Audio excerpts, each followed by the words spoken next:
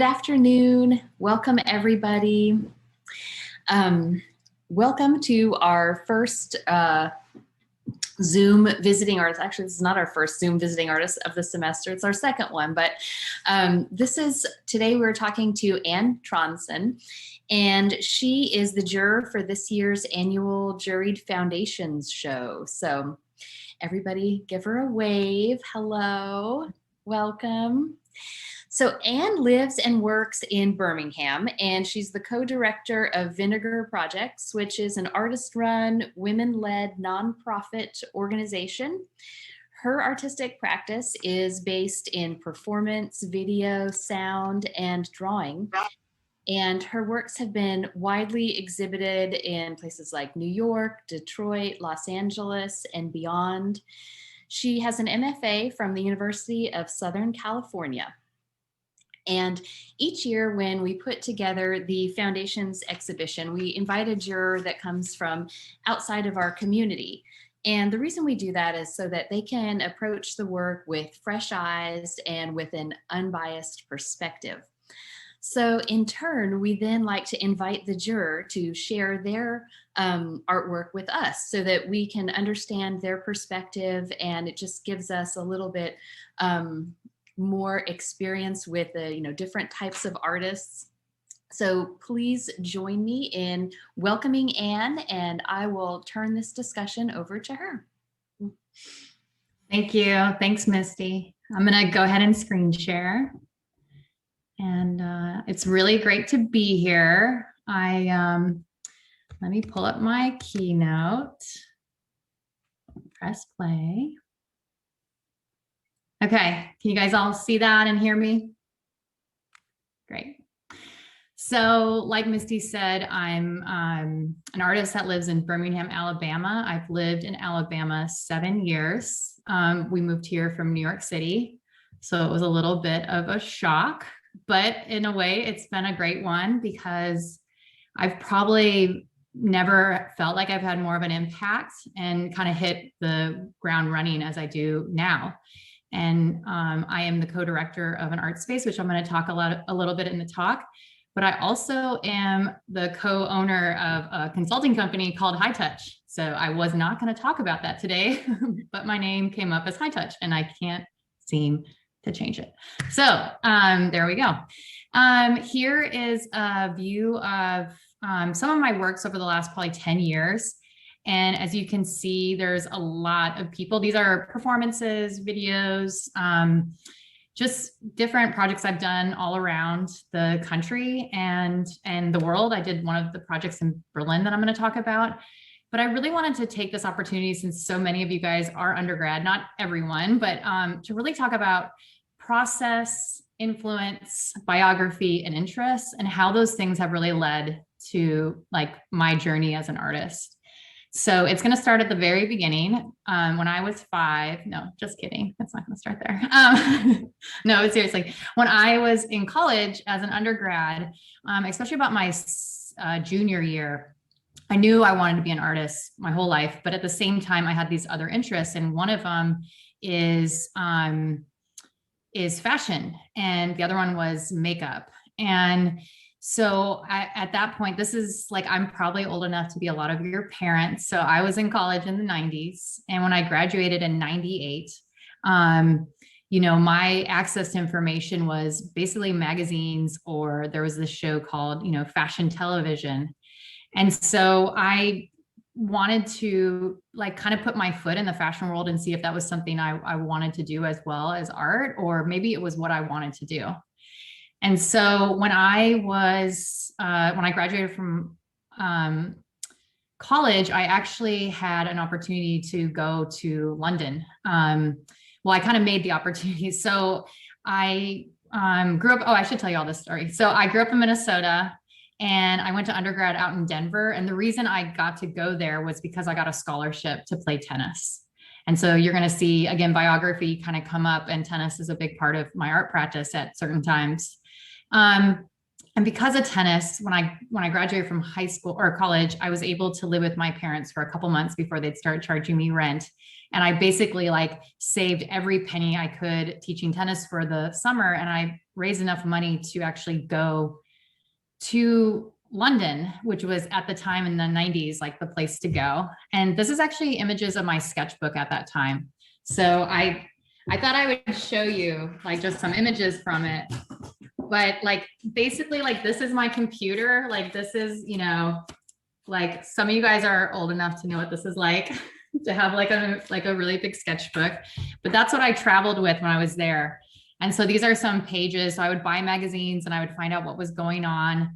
And I would, you know, these are all these galleries and museums, and I would spend my time going and looking at shows. And this is actually one of my photographs, the one of the wrecked car. I'd been in some car accidents. So my undergraduate work, I spent about 2 years really working on different ways of like kind of processing the trauma of these like really serious car accidents that I'd been in. But lo and behold, I actually also like randomly met someone at a party in Minneapolis, and they told me about a really famous hairdresser in London. And I went and I met this person, and within like 3 days, that person had helped me find an agent and an agency. And I ended up doing makeup behind the scenes in London, and I went to Milan. And so I was only in London for like 3 months, but in that time I did maybe 3-4 weeks worth of makeup, but the rest of the time I was mainly doing art. And it was funny, like, even though I had these incredible experiences, I came out of it knowing I really am an artist. Like that's really where my background is. But because I, you know, was out of college, I needed to get a job. I realized that I had enough makeup experience to actually work in the makeup industry. And again, I'm telling all of this because it's going to influence the work I'm going to show you in a little bit. So this is like images from my thesis undergrad show. So those are paintings of mine of that actually photograph there. And I was building sculptures out of pantyhose and car parts and just all sorts of different ways that I was trying to analyze car parts. And, you know, I was in like such serious car accidents that I could barely like be in a car with someone else for years. I would just be terrified that we were going to get in another car accident. So I spent about 5 years actually being a makeup artist while I was also trying to be an artist. And I ended up working for Mac. And maybe 5 years into this, I started this series of works. And so this is going to be the first one I'm going to show you. And you're going to see how makeup and tennis kind of come together. So this is a portrait of myself. I did a ton of makeup. And I was like, I'm going to put a ton of makeup on. I'm going to snap a picture of myself. I'm going to go out and play tennis for the next 30 minutes straight. So I had a tennis pro just feed me ball after ball. And you can see the footage. This is at 10:50 at night. So we're in a tennis club when no one else is there in Minnesota. And this is in 2003. And I just hit ball after ball after ball until like full exhaustion. I mean, I couldn't even walk the next day after this, because normally you take a break or you get some water or something.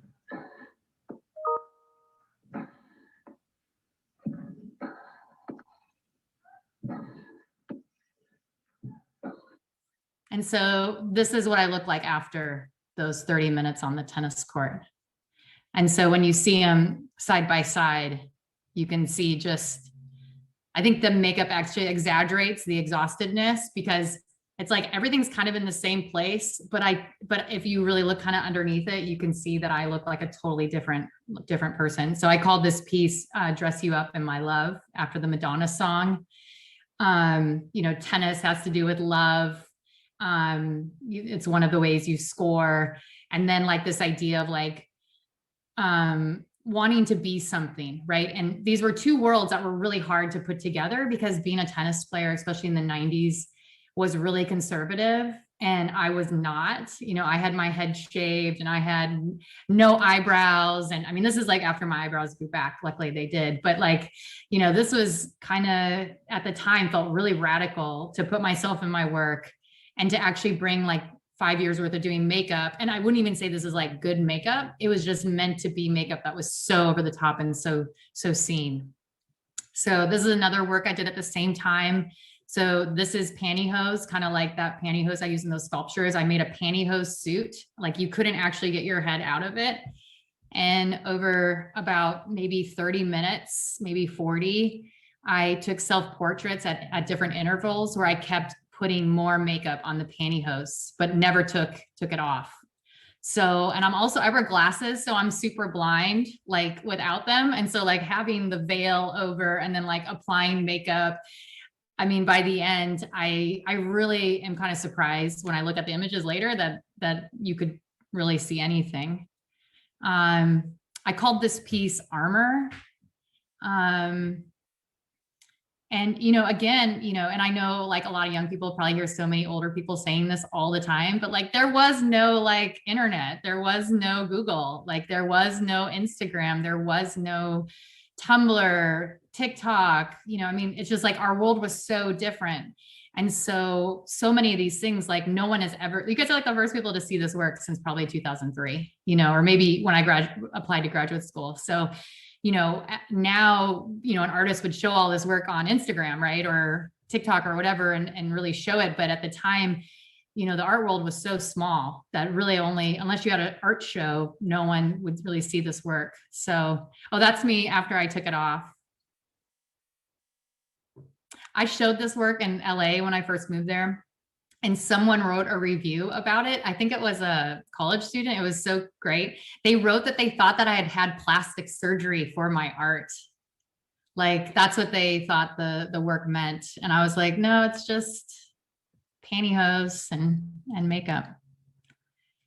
So this kind of leads me to kind of my first, what I consider like big work.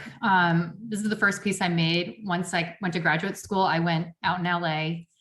And I was pretty insecure. I was like the jock, artist. And everyone I went to graduate school was from pretty fancy schools for undergrad. And I felt like one of the guys used to call me the self-taught artist, which I don't think was a compliment. I don't know, whatever. Okay. But one of the important things about graduate school that came to me was I got a chance to read more philosophy and more theory. And I'm not like the craziest person about all of it, but I have enjoyed reading philosophy. And this is a quote. The painter takes his body with him, says Valerie. Indeed, we cannot imagine how a mind could paint. It is by lending his body to the world that the artist changes the world into paintings. To understand these transubstantiations, we must go back to the working actual body, not the body as a chunk of space or a bundle of functions, but that body which is intertwining of vision and movement. So that's from The Eye and Mind by Merleau-Ponty. And so I had an art show my first semester. I was going to have the gallery for a week. It's a 2,000 square size space. So imagine like about 4 of your guys' galleries, just this huge, massive space. And I was pretty nervous. It was like 3 weeks before the show. I still had no idea what I was going to do, but I read this quote and instantly, as an artist, I understand it, but I really understood it as a tennis player. And one thing that happens as you learn to do something, whether it's drawing or dancing or, having any sort of training, is like eventually your mind stops working and your body just does it. And I just think that's such a beautiful metaphor. Like the painter takes his body with him. I was like, I get that. I get that as a tennis player. So I built a half tennis court in the gallery. And so this gallery, it's actually, it's like a cement drywall almost, and then just simple tape. And I actually hired an umpire to come in and ump a match against me against the gallery. And here I'm going to show you a clip from it.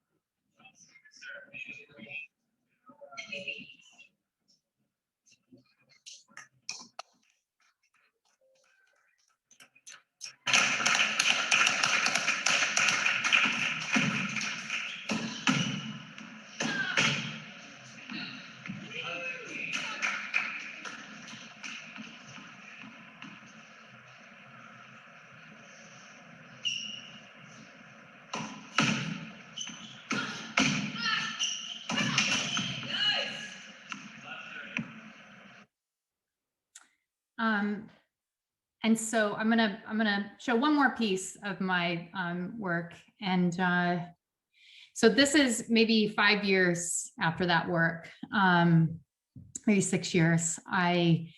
Again, biography kind of plays into a lot of things, but this is kind of a very meandering biography moment of like, you just never know where inspiration is going to come. But I have another side passion, which is techno music.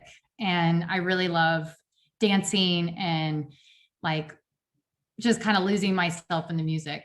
And when in 2011, I was like super pregnant, and my husband is from Germany, and we were going to Berlin, and we were going to be there for a couple of weeks. And I was going to maybe work with a hair company there. I have made money still from the beauty industry, and I was going to work with an Aveda salon. And when I got there, I met this young hairstylist, Alyssa, and she was a super big raver, like clubber. She would wake up at the middle of the night and go to a club just to hear a DJ she wanted to hear, and then go back home and go back to sleep. You know, she just had this real passion for dancing. And I had always been friends with a young guy I met. We were 18 at a rave in the middle of Wisconsin in 1995. And he lives in Berlin, and we've been friends this whole time. And it's kind of amazing we could keep up with each other. And he's a pretty big DJ there, and he writes all his own house music and DJ music. And so I kind of connected them together, and I asked Jesse if he would write a piece for this girl who's a dancer. And so over the couple weeks, we hung out, and she got to go to his studio and hear the music, and really got to be a part of that experience. And the salon itself, I was trying to find a place to have this performance where she was going to dance for the audience. And the salon said, well, why don't you just do it here? And so like we covered the shelves of like all the products, and we moved all the stations over, and it was this beautiful, just like empty space. And my father-in-law built a stage for her to dance on. And so here's a clip of it.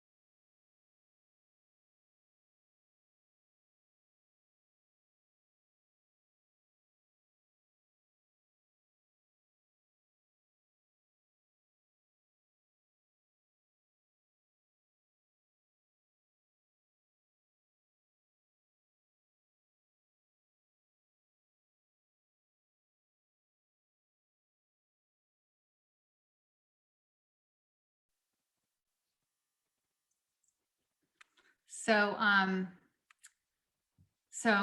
you know, a lot of my work, I'm not really in it anymore. I'm rarely in a piece anymore. But even like the dancer, she takes her body with her.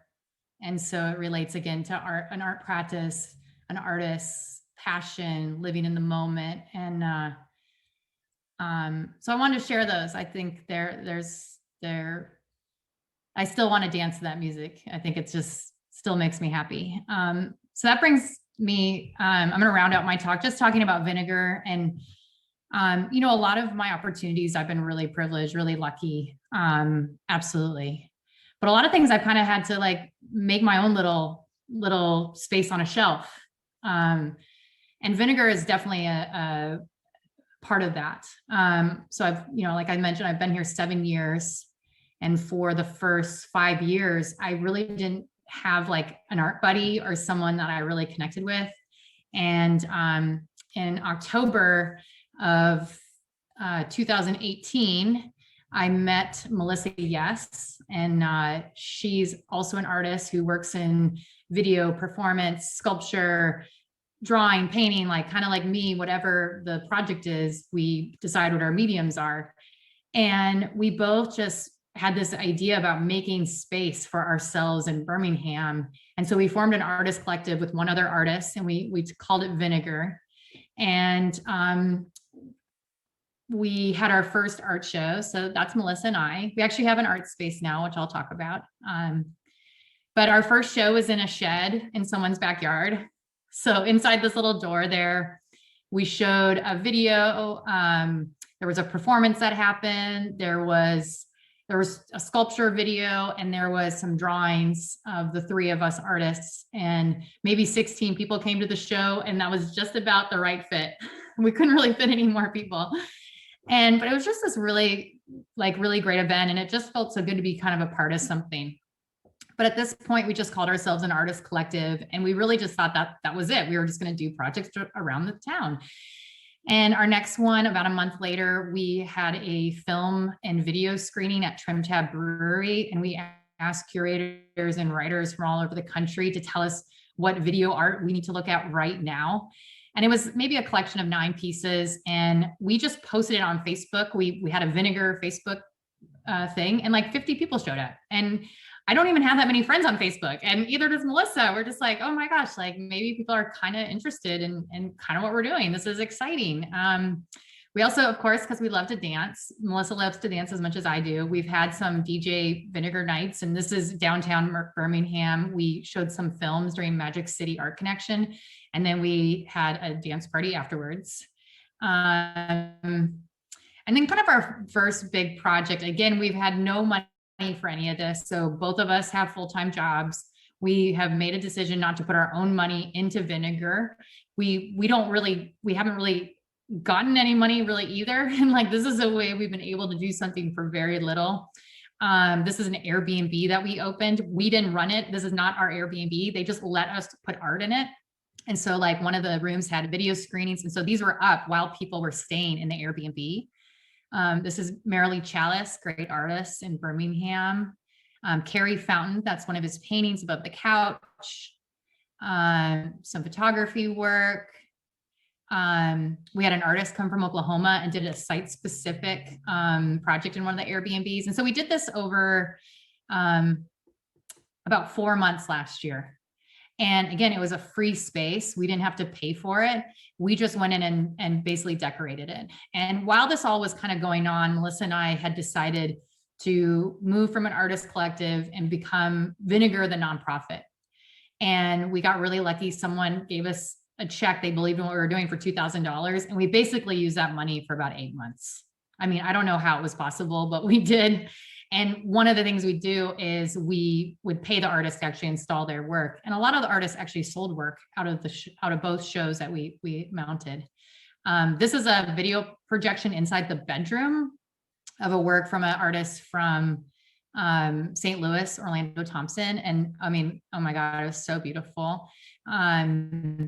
We had artist talks at the Airbnb. So these are 3 of the artists talking about their works. And then we found this like really cheap space. And again, that $2,000 just started to become a little bit more because it allowed us to put like a $300 deposit down on this art space. And we ended up having a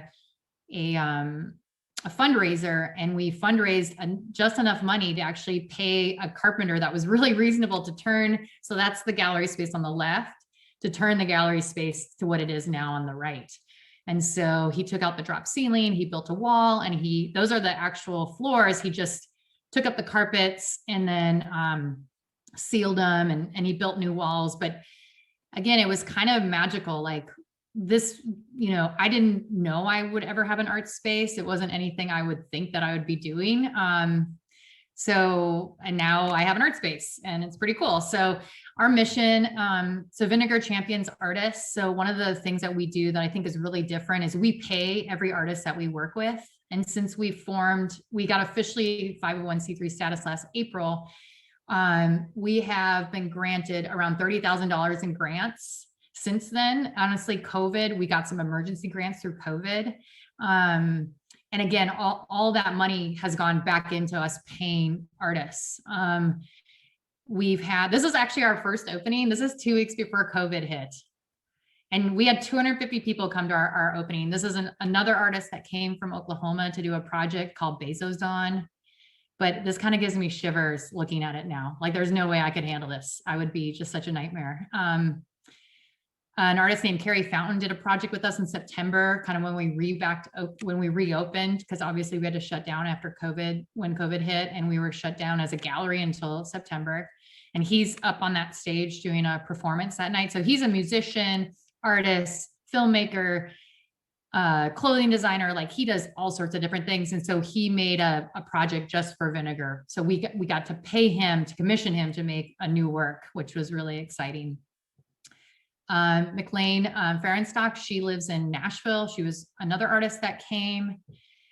These are some images. So one way we've been COVID safe is we have fire pits outside and we do s'more packets for everyone. So if you ever want to come to one of our openings, you can, we only let, I think it's 4 people in the gallery at a time. So we keep it very COVID safe.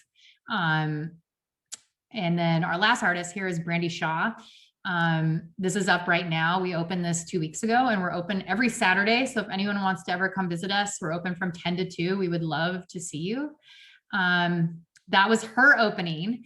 So again, you can see people are wearing masks. We do have a bar, but again, they can only take their mask off to have a little sip and then they got to put it back on.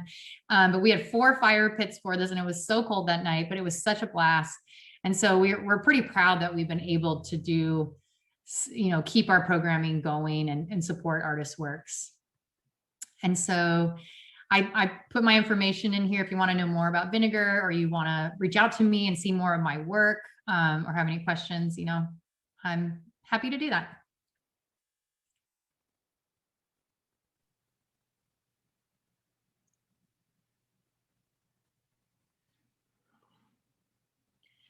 All right, so we have some time for questions. If anybody has any questions they'd like to ask Anne, you can, feel free to just call them out or also type them into the chat.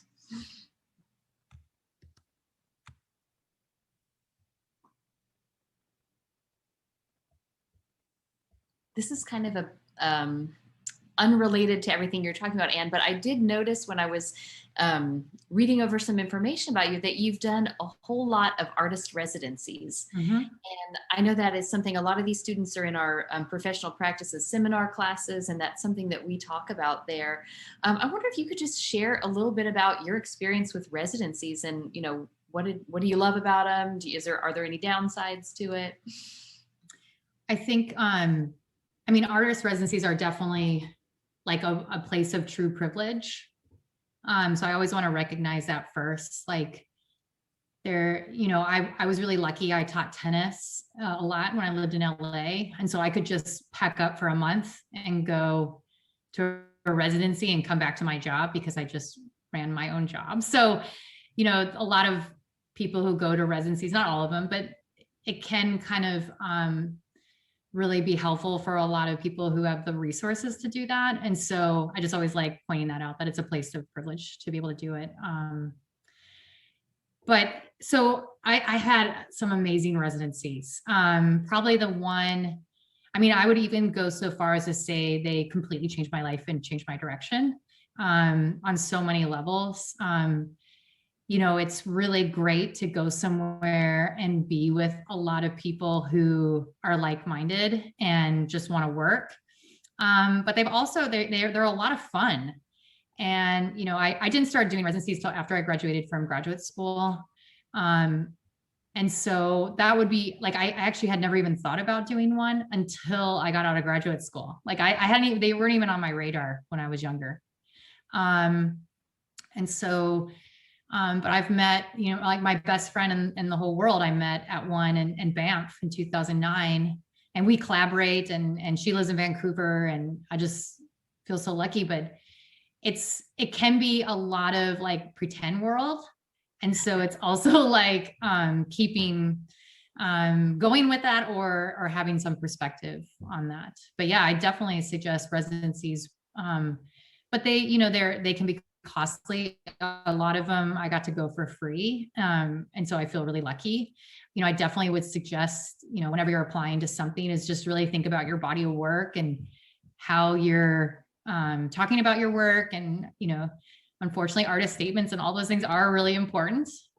You know, they make a big difference in funding sometimes. So I don't know if I answered your question, but. Oh, yeah, that was great. Related to your residencies, were you able to be accepted relatively quickly, or did you face? Oh, absolutely. Lots of rejections. I mean, for every single thing I've ever gotten, I've had at least 5 rejections, which might not sound like a lot, but when you spend, you know, hours applying for stuff, grants, residencies, graduate school, it actually can get pretty, it can be pretty hard, kind of brutal. So, but I have a very like la-di-da attitude that like, well, it's just not for me right now. And I just move on, because there's just, I mean, I've been disappointed twice in my life, big time, when I didn't get something. And I haven't gotten many things, many things, but those things, like later on, I realized they just weren't for me. And I was glad in the end I didn't get them, you know, like, I mean, hindsight's wonderful, you know, but good question. Thank you.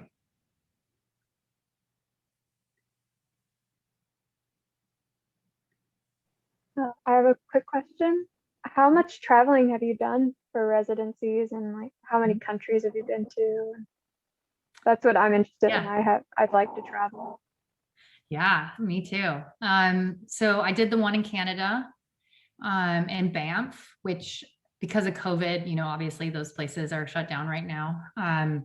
A really good residency, definitely something that's really supported. I actually made like a huge video project with like a crew that they provided. I mean, it was really incredible resources. I also did one in France at the Terra residency, which is it's in Giverny, which is where Monet water lilies are. And I got to spend the summer there. I applied for that 3 times. I was alternate the first time. I didn't get even anywhere close the second time, and I finally nailed it the 3rd time. But that was something that was so magical. And there was only 4 artists that were invited, and 2 were American and 2 were international. And so it was a really big deal, but persistence pays off, you know, like you just, it does take time to get in things that you really, really would like. I've done one in LA, one in Vermont, and I think that might be, I kind of was part of a residency that my friend started in New Mexico for a while. For about 6 months, I lived there. Doesn't exist anymore, but he started one and I went down there. So yeah, I've done a lot of traveling. Traveling is really good for art for sure. My studio practice is basically like either on my computer, you know, in my notebook, or kind of in my head, or things I'm reading. So I do have a studio now, it's in my house, but I can be very flexible to make art anywhere. You're welcome. I have a question.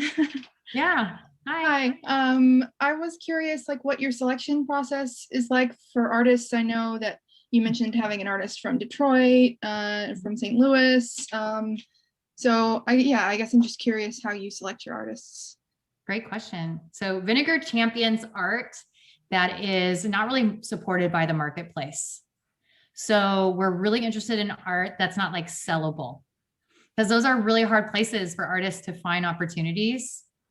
And so we are working with artists that are working in performance, video, sculpture. So that's kind of the first criteria that we're kind of looking for, is how weird is it?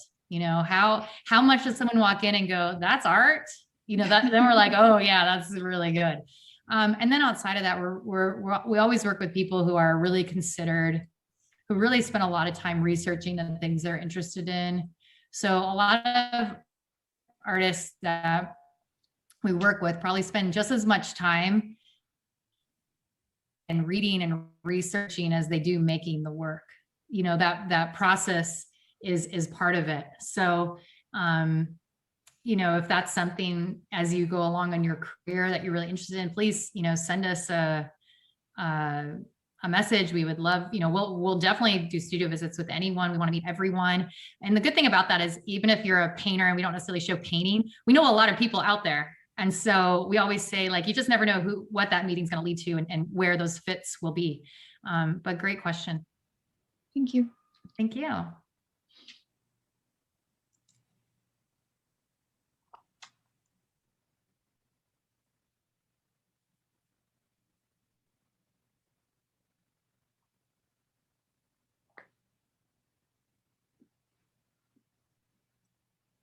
Anybody else? Don't be shy. Derek, go on. Hey, so I thought it was interesting with like the artist space and stuff. How you set up different artist space. So like when you first started that, how did you go about getting out information and making it known that, hey, we're doing this here? And also, like, how do you go about like setting them up in different areas? Like, what's the location selection process? Well, now that we have like one permanent location, it's all downtown Birmingham. So we were really interested in showing in Birmingham. So I hope that answers that question. And then the second question, how do we go about it? So, basically social media. The day I met Melissa, we started an Instagram account, and we have we have like 1,600 followers. So it's nothing crazy, but they're good followers. There are people who are actually like really interested in what we're doing. They must be pretty local because we get a lot of people coming to events. And then we started a website 2 months into it called vinegarprojects.org. And now we have a newsletter of maybe 300 people that we send a newsletter out once a month. Again, it's nothing crazy, but it's obviously people interested in what we're doing because we're getting a lot of people coming to our events. We're getting a lot of people volunteering to help us. So one thing I think is important about followers is like, yeah, it's great to have 10,000 followers, but if they're not really interested in what you're doing, it doesn't really matter. They're just numbers, right? And so I always think it's good to really be in relationship with the people following you. So we try to, anyone who responds to any of our light posts or anything or stories, we're on it. Like we try to engage with those people. If anyone reaches out to us in any way, we try to invite them to come right away and come see the show. I think we do a really good job of trying to be really hospitable to everyone and like make them known, like, we're building this space for people to see more art. So my goal is, Derek, you're really cool, by the way. I like your glasses. My dad had glasses like that. I love it. But is that people that they really like, that they really feel like they understand that we just want people to see more art. We want you to come and be inspired by what these artists are doing. And so I think when you have like such a need for the community responds. They want to be a part of it, I think. It definitely was attached to my ego at the beginning, like creating Vinegar was like, oh, I wonder what my friends in New York are gonna think, or whatever. And eventually you just let that go because who cares, right? What matters is the people that are really invested here, how they see the work, that they enjoy it, and that they're inspired. That's what really matters. So it became less about Melissa and I, like we were an artist collective, and then we moved into like a true collective, which is a community space that people are actually coming and hanging out. And so, yeah, great questions.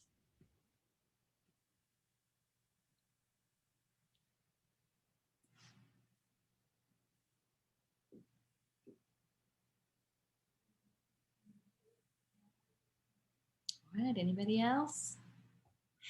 I think you made a lot of really good points, and that Vinegar really fills an important gap that existed in Birmingham before you guys started this. And there's, there's nothing else that's like Vinegar, and there's not a lot really going on with galleries, especially not for, as you said, the weird stuff.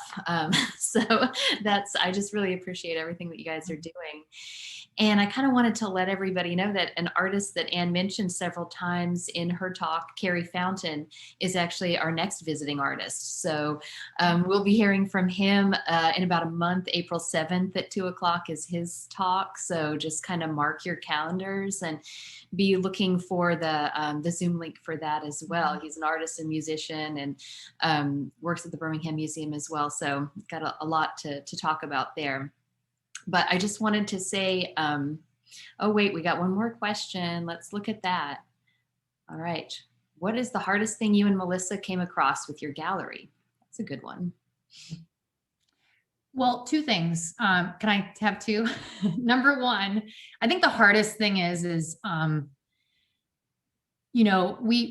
we're not making any money from it yet. And we both still have full-time jobs, and I'm at home with my children during COVID. So like sometimes the burnout is really real.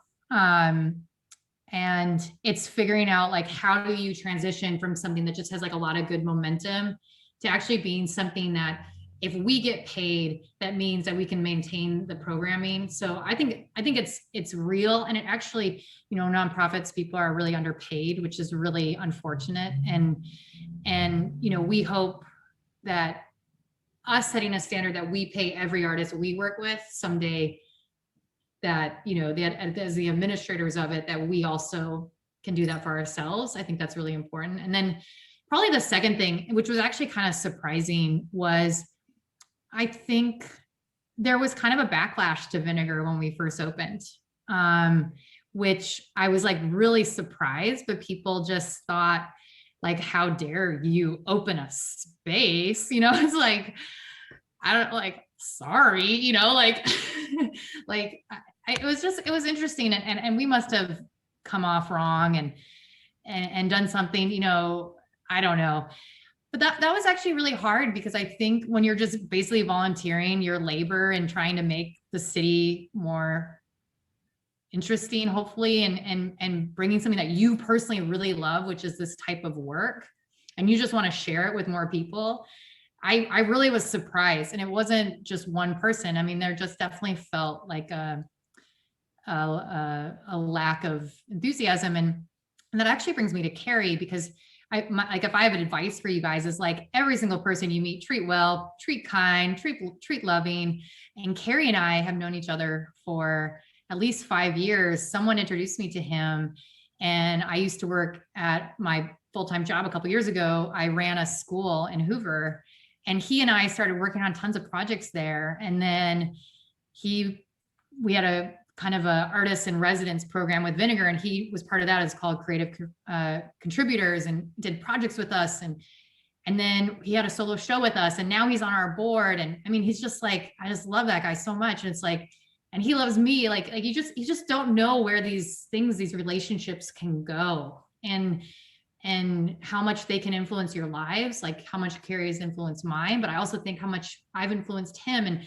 And so I just say, be kind to anyone you meet, because you just never know someday how they can enter your world and what they can bring to your life.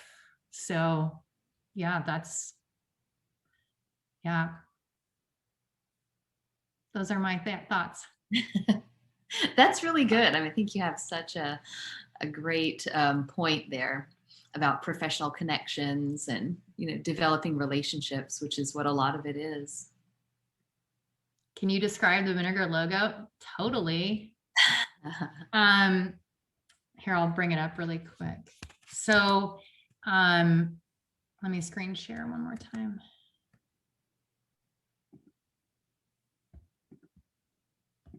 So Melissa and I didn't actually create it. Our third partner that we had in the Artist Collective did, and his last name was Meyer. And so if you look at the the three things on top.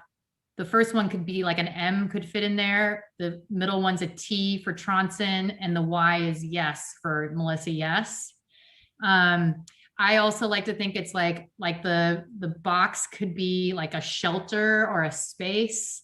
Maybe the middle one is antennas. Maybe I don't know, the triangle could be anything from rights for, LGBTQ, I don't know, like it kind of could be open to a lot of different things, but he designed this and we knew almost immediately that was the logo. And then it makes a V.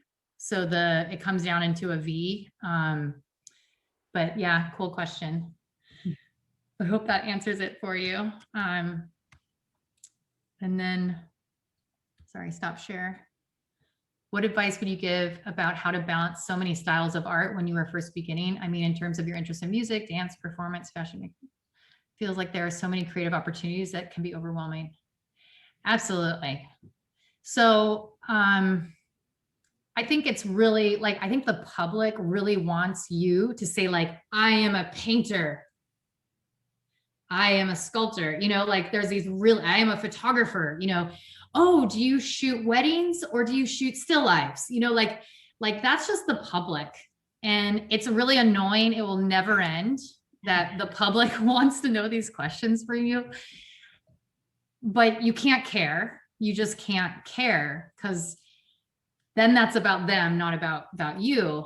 Unless you do weddings because you need to pay your bills, and maybe you're a fashion photographer on top of it, like that's different. But I find, number one, I didn't like, I was doing across different mediums, but I always had kind of like a subject that I was investigating from different mediums. So that helped me.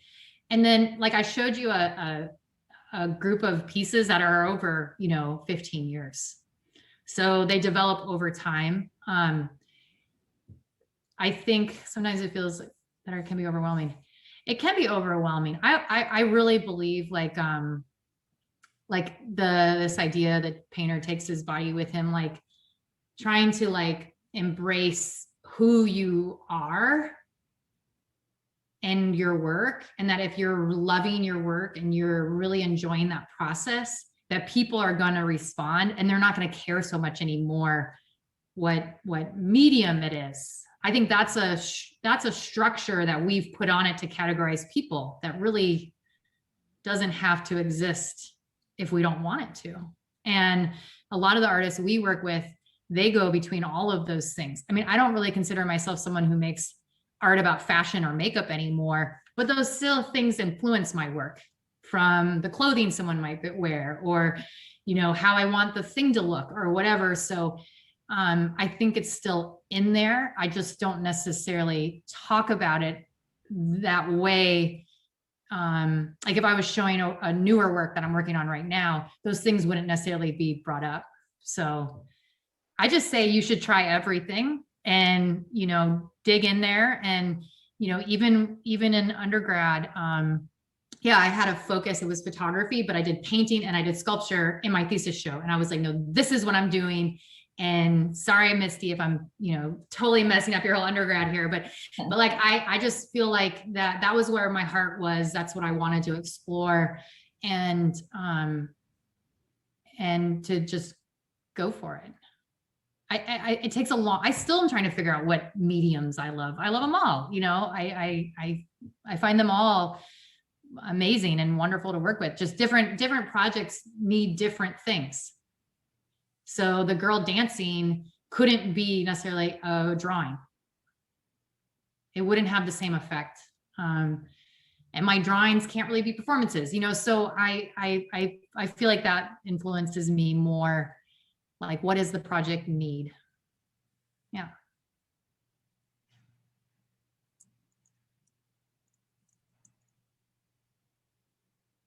No, I think that makes a lot of sense, Anne. And I will say that our program is really designed to kind of like give everybody a broad overview of their media for that reason, so that then you have choices, right? A little bit about everything. Thanks, Sophie. Good. I mean, my only suggestion I always have for undergrad is like, when you graduate, like take a couple of years if you can, unless you're like so dying to go to graduate school, to like go have a bunch of crappy jobs and like barely make rent. And I mean, you're probably already in that form of life somewhat anyways. Like that's just kind of how it is today. And that's how it was for me. I mean, I really financially, struggled and I chose at times not to work so I could make work or whatever, or go on residencies. So I don't have much of a retirement, plan or anything. But those years in between undergrad and graduate school, I basically said, I'm not going to graduate school until I exhaust every idea I could have on my own.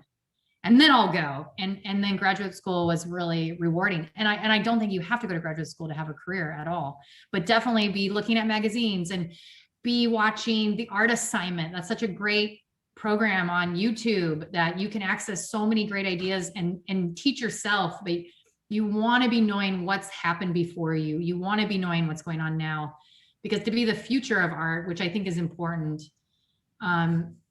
you have to be engaged in it. Just having a great Instagram feed with a couple of great things that really pop there doesn't necessarily translate to having a sustaining career, because that can feel very flat sometimes. So I always say, like, your education, whether it's self-educated, like I told you, they called me the self-taught artist, which I think is now like a compliment. I'm like, yeah, or whatever, like embrace those aspects, because you really only have yourself to learn from.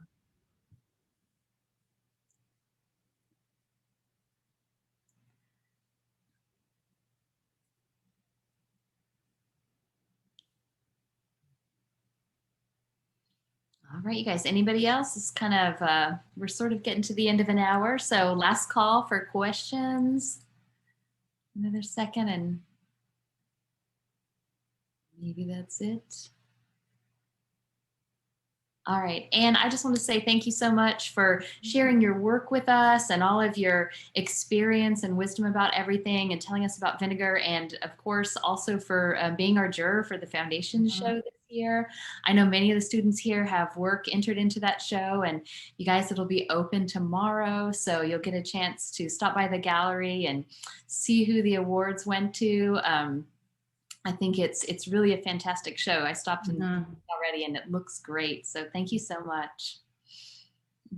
Yeah, thank you for letting me be the juror. It was super fun. It was really hard, and you guys are all amazing. I mean, if you guys don't mind, I'm going to be posting some pictures tomorrow on my social media about it. So it was really a great, great show. And thanks to you, Misty, for inviting me. Yeah, my pleasure. All right, well, everybody, this has been great. Have a great afternoon, and we'll see you next time. Okay. Bye, everyone.